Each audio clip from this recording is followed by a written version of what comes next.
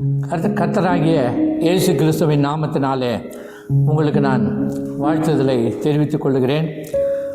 Power of Christ Tiruvannamalai என்ற ஊழியத்தின் மூலமாக மறுபடியுமாய் உங்களை சந்திப்பதிலே இயேசுவின் நாமத்தில் நான் மனமகிழ்ச்சியாக இருக்கிறேன். இன்றைக்கு எலியா என்ற தேவ மனிதனுடைய ஜெபத்திலே நாம் இன்றைக்கு பார்க்க போகிறோம். எலியா என்பவன் நம்மை போல ஒரு பாடுள்ள மனுஷன். அந்த பாடுள்ள மனுஷனுடைய ஜெபம் நம்முடைய வாழ்க்கையில் எவ்வளோ பெரிய உற்சாகமாய் இருக்கும் என்பதை இன்றைக்கு நாம் கண்டுகொள்ள வேண்டும். நாமும் எலியாவை போல பாடுள்ள மனுஷர்கள் தான். எலியா பாடுள்ள மனுஷனாக இருந்தும் நம்மை போல ஒரு வல்லமையான ஒரு ஜெப வீரனாய் மாறினான். அப்போ பாடுள்ள மனிதர்களாகிய நாம் நிச்சயமாக அவனை விட வல்லமையாக ஒரு ஜெபிக்கிற மக்களாக நாம் மாற முடியும். கர்த்தராகிய இயேசு கிறிஸ்துவின் நாமத்தினாலே இந்த உலகத்திலே அவர் பூமியில் வாழ்ந்த பொழுது இயேசு கிறிஸ்து ஜெபிக்கிற ஒரு மனிதனாக, மனுஷகுமாரனாக, ஜெபமே வாழ்க்கையாக அவர் வைத்திருந்தார். தம்மை நோக்கி வேண்டுகிற எல்லாருக்கும் ஜெபத்தை கொடுக்கிற தேவன் இயேசு கிறிஸ்துவையும் ஒரு ஜெபிக்கிற தம்முடைய குமாரனாக இந்த பூமியிலே அனுப்பினார். இன்றைக்கு இஸ்ரவேலின் தேவனாகிய கர்த்தருக்கு முன்பாக நான் உங்களுக்கு சொல்லுகிறது என்னவென்றால், எலியாவை போல நீங்களும் நானும் ஒரு வல்லமையான ஜெப வீராங்கனையாய் மாற வேண்டும். 1 ராஜாக்கள் 17:1 18ஆம் அதிகாரம் 15ஆம் வசனத்தில் எலியா சொல்லுகிறான், இஸ்ரவேலின் தேவனாகிய கர்த்தருடைய சேனைகளின் கர்த்தருக்கு முன்பாக நிற்கிற நான். 18-15 சொல்லுகிறான், சேனைகளின் கர்த்தருக்கு முன்பாக நிற்கிற நான். ஆகவே அவனுடைய எலியாவின் வாழ்க்கை இப்படிப்பட்ட ஒரு ஜெப வாழ்க்கையாய் தொடங்கினது.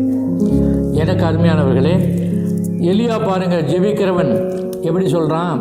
இஸ்ரவேலின் தேவனாகிய சேனைகளின் கர்த்தருக்கு முன்பாக நிற்கிறவன் நான் சொல்லுகிறான். கர்த்தருக்கு முன்பாக நிற்கிறவன், சேனைகளின் கர்த்தருக்கு முன்பாக நிற்கிறவன், இஸ்ரவேலின் தேவனாகிய கர்த்தருக்கு முன்பாக நிற்கிற ஒரு தேவ மனுஷன்.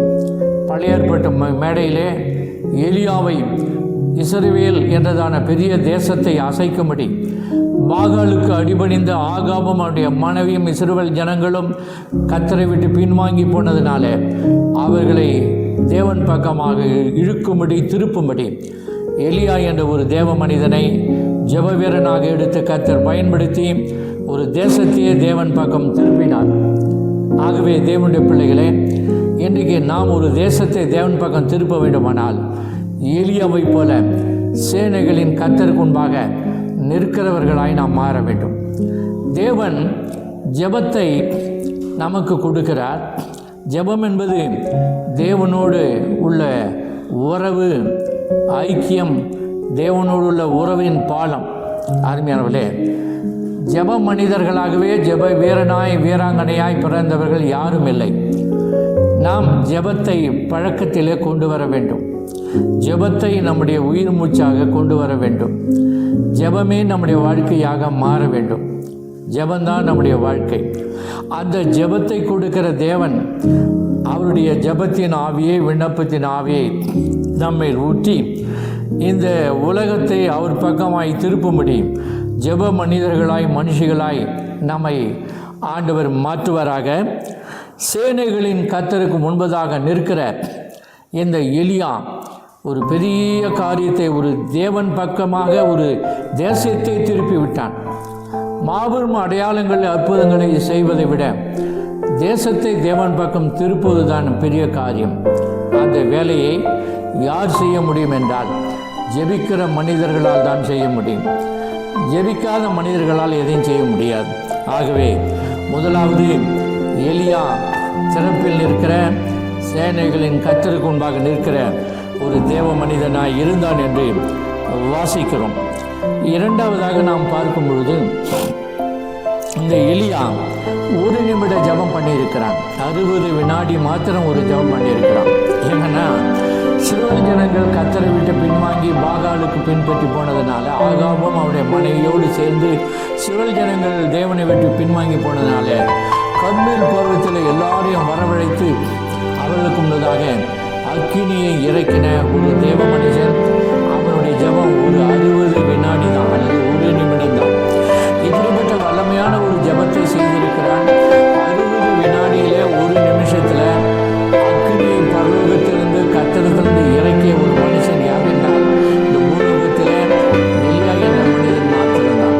எனக்கு அருமையாவிலே 60 நிமிஷம் 60 வினாடியிலே ஒரு அக்கினியை நாம் இறக்க முடியுமா?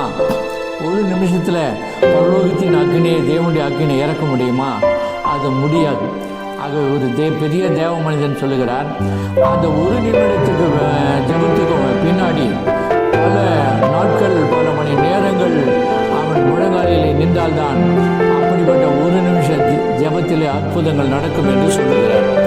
ஆகவே இந்த பாகாலின் தீர்க்கதரிசிகளை, தோற்றுவிக்கிற தீர்க்கதரிசிகளை எல்லாவற்றையும் ஆகாபையும் அந்த கர்மேல் பர்வதத்தில் வரவழைத்து அவன் கர்த்தருடைய அந்த அக்கினியை வரவழைத்து இஸ்ரவேலிலே தேவனாகிய கர்த்தர் அக்கினியினால் உத்தரவருளும் தேவனே உண்மையான தேவன் என்பதை நிரூபித்தார். எனக்கு அருமையானவர்களே, எல்லாரையும் வரவழைத்து ஒரு காளையை எடுத்து சந்தாக துண்டித்து பலிபீடத்தில் வைத்து பாகாலின் தீர்க்கதரிசிகளை முதலாவது பலியிட்டு, நீங்கள் அக்கினியை வரவழையுங்கள், பாகால் தெய்வமானால் பாகாலை பின்பற்றுங்கள், இஸ்ரவேலில் தேவன் உண்டென்றால் இஸ்ரவேலின் தேவனை பின்பற்றுங்கள் என்று சொல்லி சவால் விட்டார். அப்படிப்பட்ட பாகாலின் தீர்க்கதரிசிகள் காலை முதல் மாலை வரைக்கும் அவர்கள் சன்னதம் அடித்து கொண்டு, அவர்கள் கீறிக்கொண்டு, ரத்தம் வரவழைத்து கொண்டு அவர்கள் கூப்பிட்டார்கள். எந்த ஒரு பதிலும் இல்லை. அழுதார்கள், கூக்கலிட்டார்கள். பாகால் உத்தரவு அருளவே இல்லை. அருமையானவர்களே, எலியா வந்து அவர்களை பரியாகம் செய்து, பாகால் ஒருவேளை பிரயாணம் போயிருப்பான், சாப்பிட போயிருப்பான், ஒருவேளை ஓய்வில் இருப்பான், அல்லது ஏதாவது அலுவலாக இருப்பான் என்று சொல்லி கிண்டல் பரியாசம் பண்ணுகிறான். அதற்கப்புறம் இவன் அந்த காளைகளை எடுத்து 12 கற்களை அடுக்கி, விறகுகளை அடுக்கி, அதில் மேலே ஒரு இந்த பலியை செலுத்தி காடையை சந்தாக துண்டித்து வைத்து இப்பொழுது ஜெபம் பண்ண தொடங்குகிறான். அந்த நாட்களிலே இஸ்ரவேல் 2 கோத்திரமாக பிரிந்தது. வடக்கு தேசம், தெற்கு தேசம் என்று 10 கோத்திரம் ஒரு தேசம், 2 கோத்திரம் ஒரு தேசமாய் பிரிந்திருந்தது. ஆனால் 12 கற்களை வைத்து ஒரு மனதுள்ளவனாய் ஜெபித்தான். அப்படிப்பட்டதான அந்த எலியா அங்கே ஜெபிக்கிறது முன்பதாக அந்த காளையை சந்தாக துண்டித்து அது மேலே வைத்து அதற்கு மேலே 12 குடம் தண்ணீரை ஊற்றினான். ஏனென்றால் இந்த பரீட்சையை, விசுவாச பரீட்சையை அவன் பெரிய சோதனைக்குள்ளாக பெரிய விசுவாசத்தை உடையவனாக இருந்து அந்த 12 குடம் தண்ணீரை பலியின் மேலே ஊற்றினான். ஊற்றிவிட்டு அவன் ஒரு ஜெபம் பண்ணினான். என்ன ஜெபம் பண்ணினான் தெரியுமா? இஸ்ரவேலில் தேவனாகிய கர்த்தாவே, நீர் தேவன் என்றும் நான் உம்முடைய ஊழியக்காரன் என்றும் இந்த காரியங்களெல்லாம் உம்முடைய வார்த்தையின்படி செய்தேன் என்றும் இவர்கள் அறியும்படி என்னை கேட்டருளும் என்று ஏறக்குரிய ஒரு 30-40 வினாடி தான் ஜெபம் பண்ணியிருப்பான். பரலோகத்திலிருந்து, தேவனத்திலிருந்து அக்கினி இறங்கி பார்த்தீங்கன்னா பலிபீடத்தின் மேலிருந்த அந்த மாம்சத்தை பட்சித்தது, கற்களை பட்சித்தது, மண்ணை பட்சித்தது, அந்த விறகை பட்சித்தது, பலிபீடத்திற்கு கீழே ஓடின தண்ணீரெல்லாம் நக்கி போட்டது. அப்பொழுது சகல ஜனங்களும், எல்லா மக்களும் இஸ்ரவேலின் தேவனாகி கர்த்தர் ஒருவரே தேவன் என்று, கர்த்தரே தேவன் என்று மூங்கோப்புற விழுந்து வணங்கினார்கள். அந்த பாகாலின் தீர்க்கதரிசிகளை கிதரோன் ஆற்றண்டையிலே அவன் எல்லாரையும் வெற்றி போட்டான்.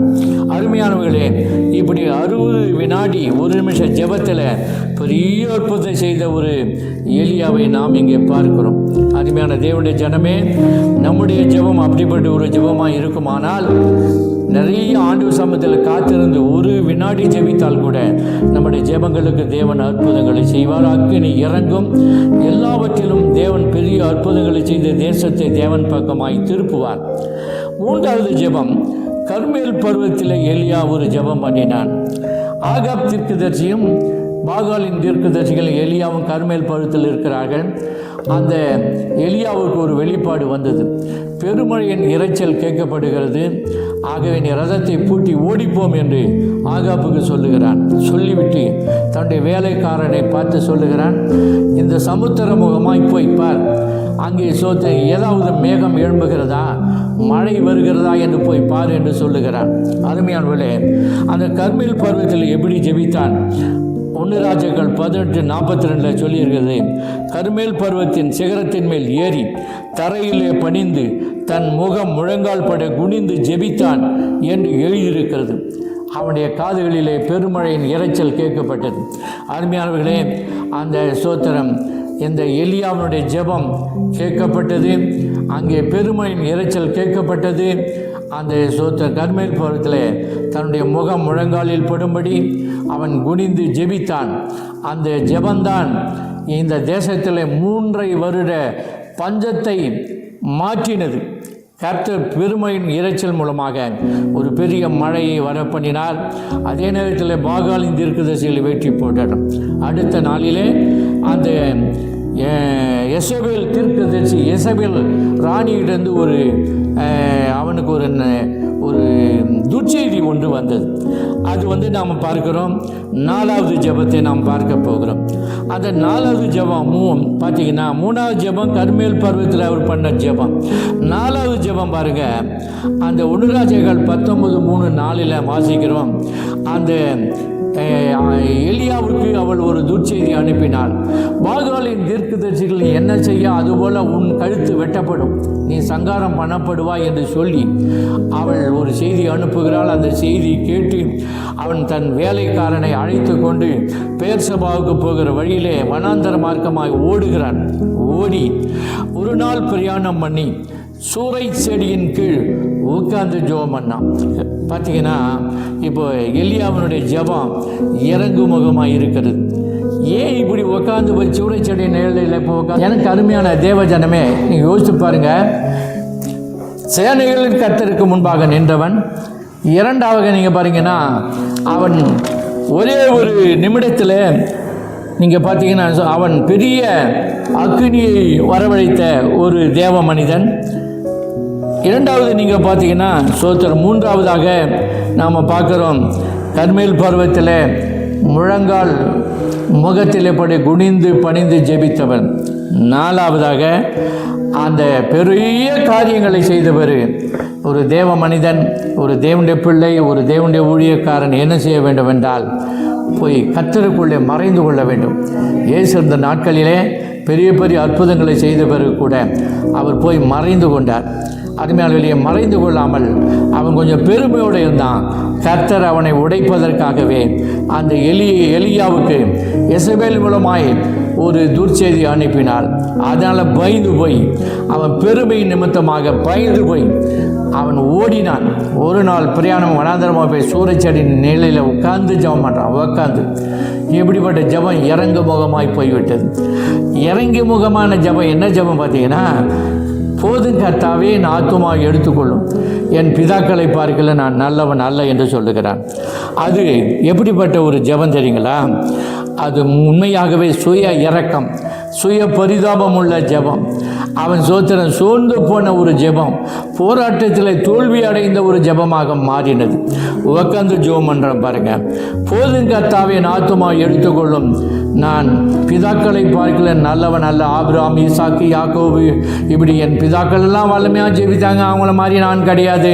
நான் ரொம்ப கொஞ்சம் மோசமான ஆள், என்னால் ஜெபம் பண்ண முடியல, இனி ஊழியம் செய்ய முடியாதுன்னு சொல்லி போய் என்ன செய்தான் தெரியுமா? அடுத்தது சூறை செடியினில் 5வது ஜெபம், சூறை செடியின் நிழலிலே படுத்து கொண்டான், படுத்து நித்திரை செய்தான். எப்படி இயேசுவனுடைய சீஷர்கள் நித்திரை பண்ணி ஒரு நித்திரை மயக்கமானது ஜெபம் பண்ணாம பாருங்க. சீஷர்கள் கெத்செமனே தோட்டத்தில் எப்படி ஜெபம் பண்ணாங்க, அதுபோல் இவர்களும் சூறைச்செடி நிலையில் மத்தியான வேளையில் அவன் நிச்சயம் நாம் படுத்து நித்திரை செய்து கொண்டு ஒரு ஜெபம் பண்ணுறான். அருமையானவர்களே, கர்த்தர் இவனை எழுப்ப சித்தமாய் பரலோகத்திலிருந்து தூதர்களை கர்த்தர் அனுப்பினான். அவர்கள் அப்பத்தையும் பரலோகத்திலிருந்து நல்ல தண்ணீரையும் கலசத்தில் தண்ணீரை கொண்டு வந்து அந்த எலியாவுக்கு கொடுத்து எழுப்பினார்கள். எழுப்பி அவன் போஜனம் பண்ணி மறுபடியும் படுத்து கொண்டான். மறுபடியும் ஒரு போஜனம் கொடுத்தார்கள். அந்த போஜனம் கொடுத்த பிறகு அதையும் சாப்பிட்டான். அதை சாப்பிட்டு விட்டு 2 தடவை போஜனம் பண்ணி தண்ணீர் குடித்து அவன் 40 நாள் பிரயாணமாக ஒரே பர்வதம் மட்டும் போனான். எனக்கு அருமையால் ஆகவே இவன் படுத்து கொண்டு ஜெபம் பண்ணுறாங்க. இப்பொழுது பார்த்தீங்கன்னா எலியாவின் ஜெபம் எப்படி மோசமாயிடுச்சு பாருங்கள். உட்காந்து பண்ண அடுத்தது படுத்து கொண்டு நித்திரை பண்ணி கொண்டு ஒரு ஜெபம் பண்ணுறான். இப்படி நம்முடைய வாழ்க்கையில் கூட ஒரு பாடுள்ள மனிதர்கள் தான் நாம். அதனால் பாடுள்ள மனிதர்களாகி நம்முடைய ஜெப வாழ்க்கையில் இப்படிப்பட்ட தோல்வியான ஜெபம் வந்தால் கூட எலியாவை கர்த்தர் விடவில்லை. மறுபடியும் எழுப்பி கர்த்தர் வல்லமையான ஒரு ஊழியக்காரனாய் மாற்றி ஆண்டவர் அவனை கொண்டு மறுபடியும் பெரிய காரியங்களை செய்தார். ஆகவே இந்த ஜெப செய்தி மீண்டுமாக தொடரும். இயேசு கிறிஸ்துவின் நாமத்தினால இன்றைக்கு ஜெபிக்கிறோம். ஒரு நிமிஷத்தில் கர்த்தர் உங்களுடைய ஜெப வாழ்க்கையை மாற்றுவாராக. எலியாவை போல நாம் பாடுள்ள மனிதர்களாக இருந்தாலும் நம்முடைய ஜெபத்தை கேட்டு ஆண்டவர் நம்முடைய பாடுள்ள நிலைமையை அறிந்து நம்முடைய சோகங்களை, துக்கங்களை, துயரங்களை, வேதனைகளை, சோர்வுகளை அறிந்து மறுபடியுமாய் நம்மை எழுப்பி தூக்கி வீசிவிடாமல் மறுபடியுமாய் நம்மை மறுபடியும் எழுப்பி கர்த்தர் நம்ம ஜெபத்திலே நடத்தி நம்மை கொண்டு பெரிய காரியங்களை செய்வார் என்பதில் எந்த சந்தேகமில்லை. ஆமீன். கருமையான அன்பு தேவ பிள்ளைகளே, ஊழியர்களே, தேவ மனிதர்களே, எளியவன் ஜெபம் இறங்குமுகமாக இருந்தாலும் கர்த்தர் அவனை விடவில்லை. கர்த்தர் அவனை நேசித்து மறுபடியும் தூக்கி எடுத்து தேவன் பெரிய காரியங்களை செய்தார். கர்த்தர் உங்களை ஆசீர்வதிப்பாராக. ஆமீன்.